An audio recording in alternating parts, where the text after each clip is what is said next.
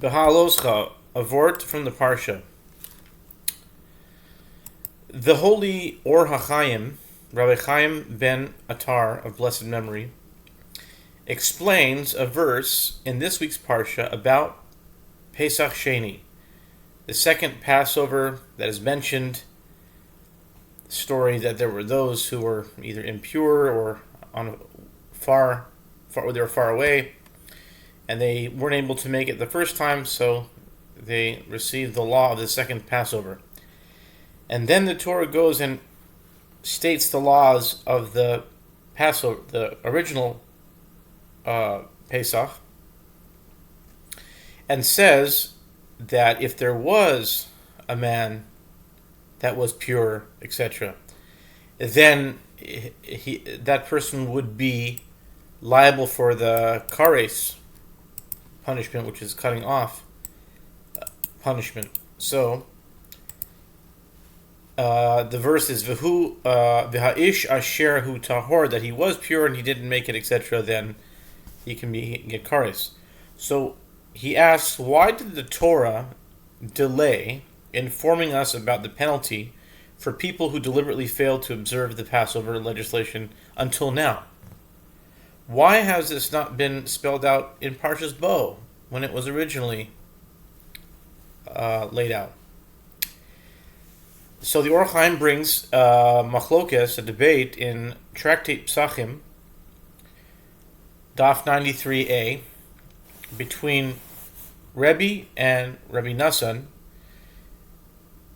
and one other Man D'Amar, which we'll see soon, Rabbi and Rabbi Nassan, concerning whether a person who has failed to observe the Passover both on the 14th of Nisan and on the 14th of Iyar incurs the prescribed penalty, or whether the kares penalty only applies if one deliberately failed to observe the Passover on the 14th of Nisan. So Rebbe holds, he's the most machmir. Rebbe holds that a deliberate failure to observe either Passover results in kares. So if a person deliberately missed the first or the second, either one is chayav kares. Whereas Rabbi Nassan disagrees. He says no. He says that there is no kares penalty if someone failed to observe the second Passover, because seeing that the Torah does not mention this penalty in that context, which means that when the Torah said the laws of the second Passover, it said you can have a second Passover, and then it restates the laws of the first Passover. So Rebbe applies the first laws to the second, but Rabbi Nassan says, no, these are laws only by the first, but they don't apply to the second. Okay? And there's a third opinion. Rabbi Hanania, the son of Akavia, holds that one is not even guilty of the kares penalty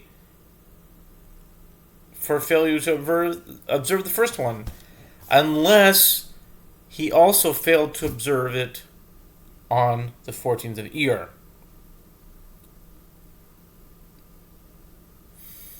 All three scholars cite the same verse to support their respective opinions.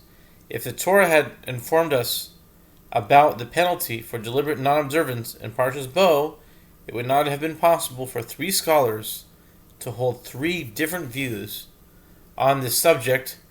And my take on that is the Or HaChaim wants to show the idea of Lahagdil Torah V'Adir, that the Torah brings things out, sometimes leaves things relatively ambiguous and vague, in order so that there'll be many opinions, and the Torah will be greatened, it will be expounded and expanded and magnified.